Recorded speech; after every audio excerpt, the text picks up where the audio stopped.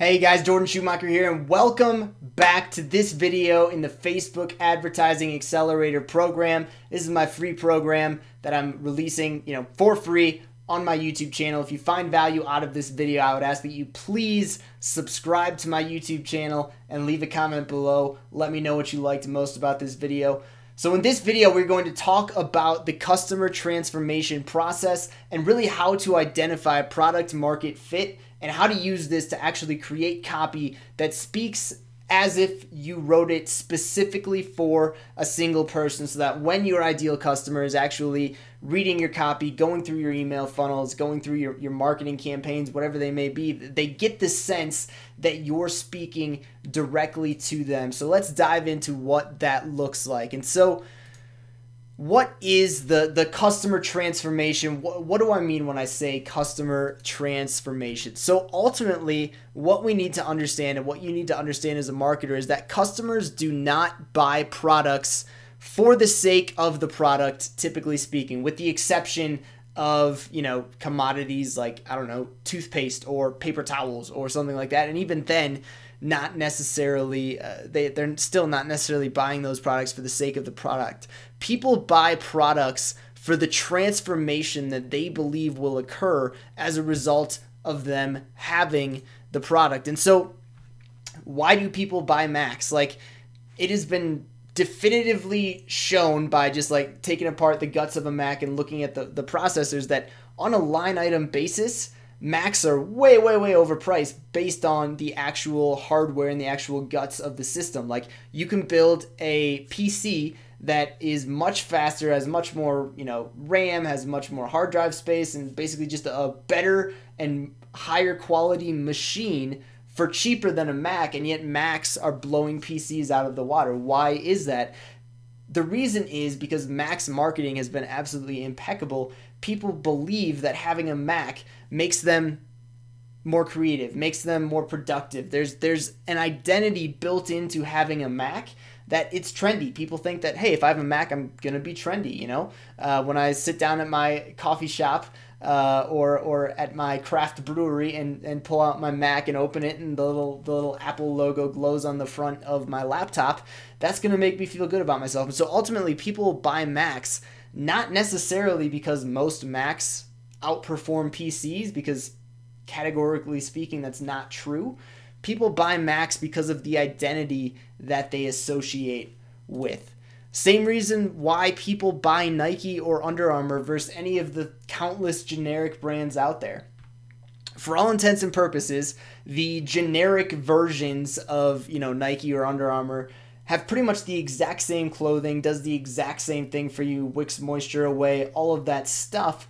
And yet people buy Nike or Under Armour, even though it is 2, 3, 4, 5x more expensive as opposed to a generic brand. People buy Nike or Under Armour based on the logo, right? They think, they identify with that logo. They like how wearing that logo makes them feel. They see, all of the stars in the marketing wearing that logo. They want to associate with that logo, and so they are going to pay extra for that logo. And really, it's the same reason why people buy luxury cars versus budget cars, right? There's a status that's associated with that. Strictly speaking, assuming you follow the speed limit, a luxury car will get you to your destination just as reliably and just as quickly as a budget car, again, assuming you're following the speed limit. And so people spend extraordinary amounts of money on cars because it's such a status symbol. They're not buying the product being a method of transportation from A to B. They are buying the products for the transformation that they believe will occur.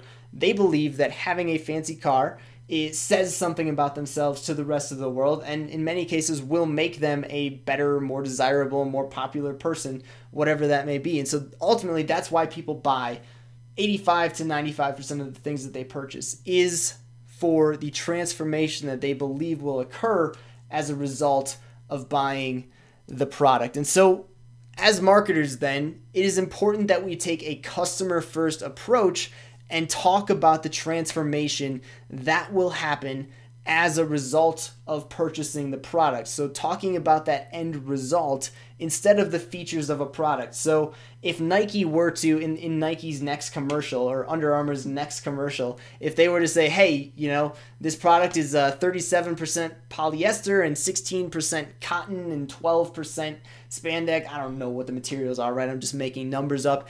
And, you know, it was heat tested to 374 degrees Fahrenheit. And, you know, it'll stretch up to 3.5 feet before tearing, and it's also water resistant, right? Like, that's just not a super compelling commercial. I don't know how many people would, like, people don't even comprehend what that means. And so instead, what Under Armour will do in their commercials is they'll show pictures of just very, very ripped, in shape, intense people working out, sweating, doing crazy things, very dramatic, all very good looking people. And ultimately they are showing you the transformation that 95% of people who are buying Under Armour want to achieve as a result of purchasing Under Armour, right? Like, why do you buy Under Armour apparel? Probably so you can go work out in it. Why do you go work out? Because, you know, ultimately at some extent you want to approach the level of just the ridiculousness that Photoshop and steroids and I mean they work hard too, right? Like fitness models work hard too. There's no doubt about it.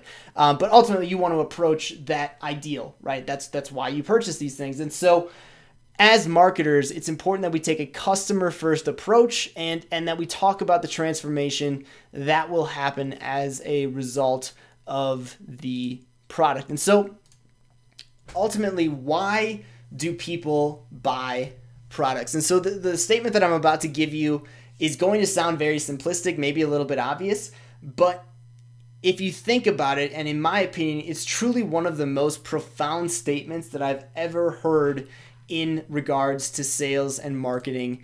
And that statement is this: people do not buy their way into things. People buy their way out of things. And so what does that mean? Ultimately, it means that people buy products and services not because they enjoy collecting products and services, though some people do, but primarily people buy products and services because they want to get out of their current situation or current pain point, whatever that may be. And so why do you purchase a gym membership? It's not because you necessarily want a gym membership. Like, the act of having a gym membership doesn't provide you with much value. Otherwise, you just go and buy a bunch of different gym memberships, and that's ridiculous, right? Ultimately, you buy a gym membership because you want out of your current state of health, right? You want to get in better shape, or at least the same shape, but everyone who buys a gym membership wants to get in better shape. And so you're buying your way out of your current health situation. Why do you buy a ridiculous luxury car? Because you want to buy your way out of your current mediocre average life, right? And so people buy their way out of things. And so I'll say it again, at the risk of repeating myself, people do not buy their way into things, they buy their way out of them. And that's true whether you're selling a physical product, whether you're selling a digital product, or whether you're selling a service. This is true. This is actually especially true if you're selling a service. People typically don't just hire other people to do something for them for the fun of it. They do it because they need a result. They need to get out of their current situation. They need to improve their current situation, and they're unable to do it themselves. And so how do we actually then create copy and a marketing message that sells to customers? So essentially, in order to write copy that sells, all of our messaging needs to be around just two things, which means we only need to talk about two things. We need to talk about the current pain that our prospects are in and how miserable it is for them to stay there. And we need to talk about how great the promised land is on the other side, how great their lives can be if they just purchase that product or service to get them there. And that's it. As marketers, those are the only two things that we have to talk about. And so whenever you're in doubt about what to write about or shoot a video about or run an ad about or create content about, just talk about one of those two things: how terrible life is before the product or how great life is after the product. And that's it. You can create literally endless content around those two things, and that content will convert very, very well. And the best way to actually define the pain that our prospects are in, and ultimately the promised land that they're trying to get to, the first step is to create a customer transformation grid. And so let's take a look at that again from the perspective of, let's just stick with the hiking shoe example that we've had for the last couple of videos. So to create the customer transformation grid, excuse my mouse handwriting here, but you're going to have your before state, which is going to be here, and that's a frowny face. And then you're going to have your after state, which is how awesome life is. And along this side, then you're just going to list various aspects of people's day-to-day life. So actions, like what are they doing? How is your product or service affecting them? Feelings, relationships,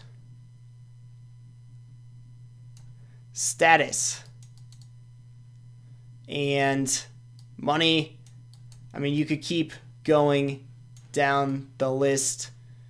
Health, etc., etc. And so once you list all the different aspects of life that your product impacts, and your product almost certainly impacts more than you would believe, then you just write out, hey, how miserable are those aspects before your product, and how great will they be afterwards? So actions, let's say, your marketing angle is like, hey, I've got this, great lightweight supportive hiking boot, right? Because we're focusing on hiking boots. So it's lightweight, supportive, you can go forever, and no rolled ankles.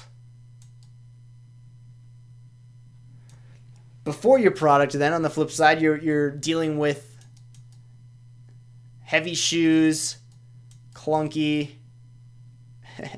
There's zero chance anyone's going to read this. Hopefully you've got your audio on. Heavy shoes, clunky, clumsy, rolled ankles, right? And so basically what you would do then is you would just go on down the list. So how does it feel? So after your product, it feels supportive, solid, secure, happy, excited to go hiking. Before your product, though, you're dealing with clunky shoes, so unstable, very uncertain. You dread going hiking. You get blisters. It's miserable, right? Water leaks in. It's just the worst. Relationships. That might be a little bit more difficult, but relationships after the product, you can show, you could talk about how you can take your entire family on a hike. You're excited to go on hikes. Your entire family can be in these shoes. Everyone's going to be pumped to go on a hike. You're going to spend quality time together. Before the product, your family doesn't know what to do. You're all sitting around inside on your cell phones like this. No one's talking at the dinner table, whatever the case may be, right? Miserable. Status, you can lead the hiking group, right? And then if you don't have the product, you're not going to be able to lead. You're going to fall behind. You're going to be a burden on everyone. Money, you save money on these shoes. And by the way, these shoes last no less than 75 years, which means this is the last pair of hiking shoes you'll ever need to buy. You can save massive money. If you don't have the product, you have to replace the hiking shoes every year. And then lastly, health. So after the product, you're hiking constantly because you're so excited to hike, and you're just in incredible shape, and you're able to grow old, see your grandkids in great shape and all that great stuff. And then before the product, you don't go hiking. In fact, the few times that you try to go for a walk, you roll your ankle due to your unstable, crappy shoes, and you can just snowball that effect from there. And so basically then, once you do this, and this takes no more than 10 or 15 minutes, like I'm just making this stuff off the top of my head, and I created a pretty comprehensive list. Once you do this, you just have a list of pretty much limitless content ideas to pull from. So let's stick with actions here. Let's say I want to talk about the before state and how miserable that is. So one piece of content based on actions and just how clunky and just clumsy the shoes are. I can say, 7 ways your current hiking shoes are currently killing you, right? And then you just list out all the different ways that current hiking shoes suck, and then you just mention, hey, you know what doesn't suck? This awesome thing over here. Click here to check it out.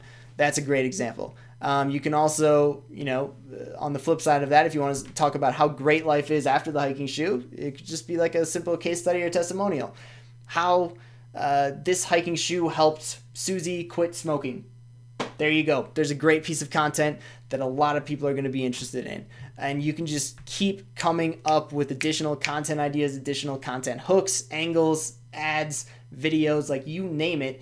There's literally unlimited content potential just in this simple chart. And so no matter what your product or service is, if you take 15 minutes and do this, you can create literally unlimited content ideas and topics to choose from that are also created with the intent of causing whoever reads it to be more likely to move down the funnel and convert. Because again, people don't buy products for the sake of the product. They buy products for the sake of the result and of getting out of their current pain. And so when you speak to someone's current pain and how great life could be if they get out of that, it almost doesn't matter what you're selling. You are almost subconsciously just moving them to look for a solution to get from here to here.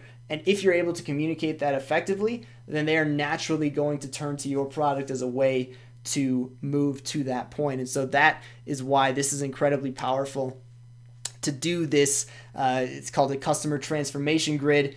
Shamelessly stole it from Digital Marketer. They're the first people who I learned about this from, but it's a very simple concept. You just talk about how much life sucks before they buy your product or service, how much better life will be afterwards, and then just list out the various areas of your ideal customer's life that's affected by the product or service, and there should be at least 5 or 6. And after you actually internalize this and think about this, if you look at any effective piece of marketing material out in the market today, you're going to see that it all follows this, right? The content is either talking about how much life sucks before the product or how great life will be after the product. And this is really the secret to creating marketing copy and messaging that causes prospects to convert into paying customers. And so if you got value out of this video, I'd ask you to please subscribe to this channel. This video is part of a series in my Facebook Advertising Accelerator program. It's a 100% free program that I'm releasing to my YouTube channel one day at a time. If you want access to all of the videos in advance as soon as I've recorded and uploaded them, go to jordanschumacher.com/enroll. It's still free. Give you access to a very fancy online education platform complete with swipe files, downloads, all sorts of extra goodies, blueprints, things of that nature. It's probably it saves your location. Like it's just a way better way to consume this content, and it's free, so you might as well go sign up. Lastly, if you're not a member of my free Facebook community, highly encourage you to go to jordanschumacher.com/community. It's a free Facebook group called The Art of Online Advertising. We're in there every day talking about this content, talking about advertising tactics, what's working right now, what's not. It's a great community. Highly encourage you to be a member of that. And again, if you got value from this video, please leave a comment below. Let me know what you liked most. Let me know if you have any questions around any of this content. Share it with a friend. Tell a family member. Come one, come all. This is completely free. And if you got value, it would mean the world to me if you subscribe to my channel. That's all I've got. I'll see you in the next video.